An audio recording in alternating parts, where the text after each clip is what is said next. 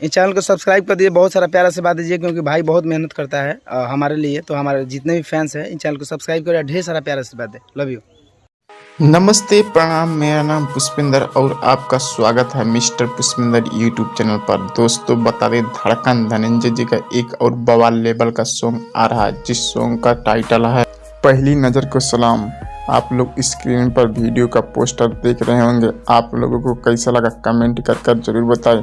और बता दें दोस्तों, इसे गाए हैं अपने दिलों का धड़कन धनंजय धड़कन और इसे लिखे हैं रियाज खान। एक बात और बता दें दोस्तों, इसमें म्यूजिक दिए हैं अपने दिलों का धड़कन धनंजय धड़कन।